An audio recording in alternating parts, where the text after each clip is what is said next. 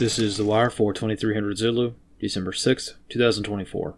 Precedence is routine. Information cutoff is 2200. Bottom line up front. Tensions remain high in South Korea amid potential for another series of escalations. Syrian rebels continue advance, arrive in Homs. Daniel Penny trial continues in New York City, increasing potential for civil unrest. Beginning with international events. In Syria, the situation has deteriorated significantly over the past 24 hours. Pro-Assad forces have largely been completely absent throughout most of the country, as the conglomeration of rebel forces being led by HTS have continued their advance. Overnight, HTS arrived in Homs and have taken the northern suburbs of the city. In South Korea, tensions remain high amid the rapid pace of events that have occurred over the past 24 hours. Specifically, concerns have arisen that President Yoon may declare a state of martial law once again, as a vote on his impeachment is carried out in Parliament tomorrow. As this impeachment vote essentially comes down to whether or not his own party will support him, the situation remains very fluid. Yoon's political bloc, the People Power Party, has flip-flopped on supporting him during the impeachment efforts, at first denouncing him because of his first martial law declaration, then supporting him a few hours later and vowing to oppose any impeachment efforts. This morning, indications emerged that his party would indeed support an impeachment due to the revelation that Yoon had issued military orders for the armed forces to remain on alert until tomorrow,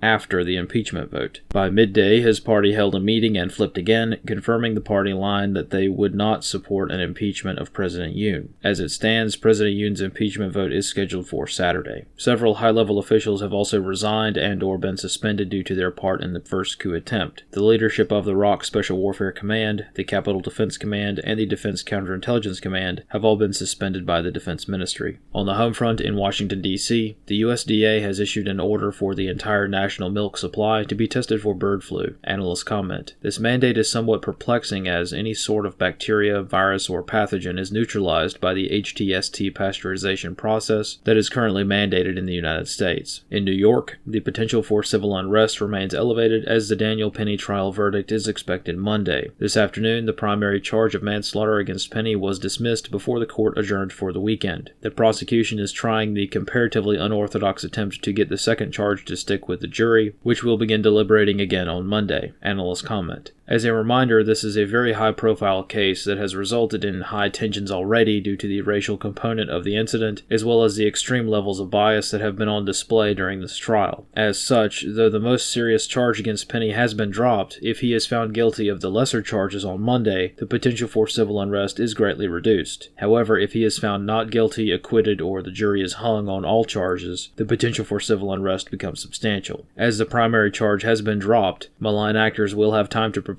for demonstrations and unrest operations over the weekend. Analyst comments for this wire. Concerning the tactical situation in South Korea, many members of parliament remain on ready alert, with reports of some politicians sleeping in their offices or even in the main assembly hall to prevent another late-night coup attempt. Outside the National Assembly building, varying demonstrations have been persistently underway since the crisis began 3 days ago. Politicians, staffers, and civilians alike have been observed in placing obstacles on known helicopter landing zones, or HLZs, in the capital region to prevent the landing of helicopters in similar fashion as before. The HLZ at the soccer field to the northwest of the building has also allegedly been compromised due to individuals parking their cars on the soccer field to prevent a helicopter landing. However, this may also be the result of the sheer number of people located within the capital region at the present moment, all of whom are awaiting the next development in South Korea. In Syria, it is still too soon to determine the overall scale or significance of what is happening nationwide. Some early indications are being presented that this latest surge of rebel activity may indeed result in a collapse of the Assad regime, a regime that has endured through a decade of much more significant fighting. As such, it is hard to imagine that Assad's regime would fall due to a week's worth of fighting. Nevertheless, the indicators are stacking up to suggest this very well may happen. Russian forces have largely been quiet during this latest surge in fighting, withdrawing to known safe zones that are easily defended while strategic decisions are made. In Moscow, the temperature of the Kremlin on this issue is hard to determine due to the potential courses of action taking radically diverging paths. On the one hand, it is hard to believe that Putin would leave Assad out to dry, both for personal and strategic reasons. i.e. energy concerns and the military foothold in the region. On the other hand, Russia is not known to react to anything quickly, especially militarily. Russia may seek to cede extreme amounts of terrain and largely abandon Assad's forces, which also appear to be abandoning themselves in droves, before launching a significant counterattack when logistics allow. However, many a regime has fallen due to national leadership either hesitating to respond or underestimating the scale of the threat. This concludes The Wire for 2300 Zulu, December 6, 2024.